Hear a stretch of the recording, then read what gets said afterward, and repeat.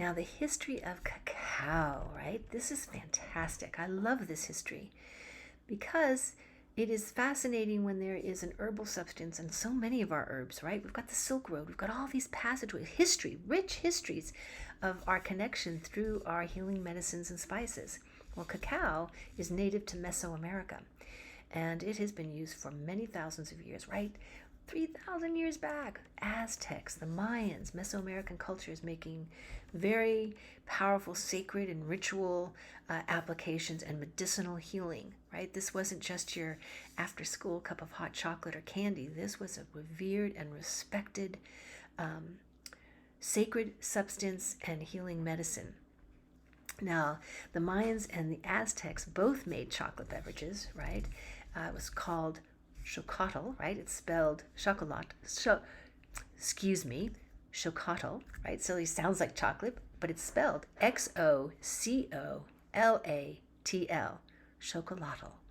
And it means bitter water because cacao is bitter, right? Most of the chocolate we eat anymore is so loaded with sugar and vanilla and creams and other things that we've kind of lost sight of the bitterness. And it's that bitterness, that super dark chocolate that contains way higher levels of all the nutrient values that we're looking for. And this was, they've even found in ceramic vessels residues of cacao that date back like 1900 to 900 BC, right? This is back. And several mixtures of cacao are described in ancient texts that were used for ceremonial, medicinal, or culinary purposes. And they would mix it with maize, chili peppers, right? Vanilla, honey. It's also thought that the Aztecs even ground it and blended it with their tobacco for smoking. So there's an unexpected ritual use of cacao. And it was also a major currency, right? Because it was available. This is where the plant came from, so it was in abundance. And it was said that tributes, right, were paid with cacao, and that goods could be purchased. Something like 80 to 100 cacao beans would buy you a new cloth mantle, for example.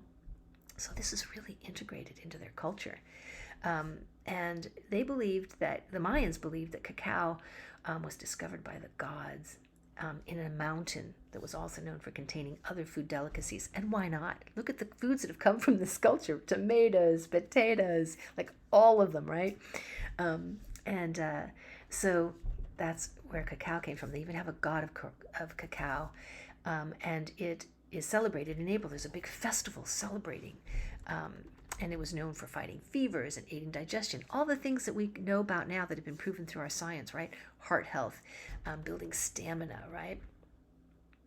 So these were used, cacao was used in rituals, but just mostly for the men. Ladies weren't supposed to partake in this, and there were many times in the culture where it wasn't just for the general population either, right? It was, for the who's who.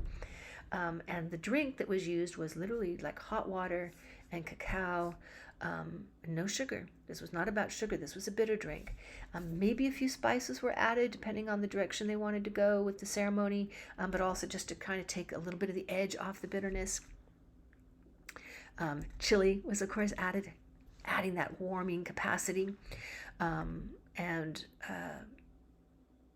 In China, for traditional Chinese medicine. Oh, so how did it even get to China, right? Well, Christopher Columbus brought back cacao because, the Aztecs, the Mayans, the local Mesoamerican people, all these peoples that he was bumping into on his travels were like, cacao is the thing. So he brings it back, but nobody really knew quite what to do with it. It took a little while. And that's where it's generally considered that the French sort of stepped in. I'm sure there were others, but stepped in and said, oh my God, we love cacao. And don't we love that the French did, because they're such masterful chefs. And they even began building plantations in the Caribbean for cacao production. Of course, sugar as well, but cacao too. So you can see this migration of cacao out into the world. And once the secret was out, no putting the genie back in the bottle.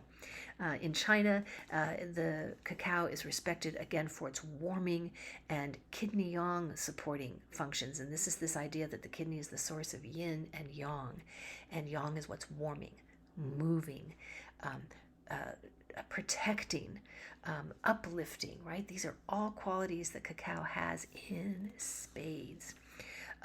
So we're going to that a lot more in our Healing Herb Health session on cacao. You can check it out at White Rabbit Institute of Healing.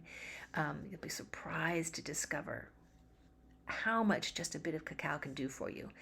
Even if you have diabetes, right? Cacao is different than others. Even if chocolate makes you constipated, cacao doesn't have that property, right? The things that get added to chocolate do that.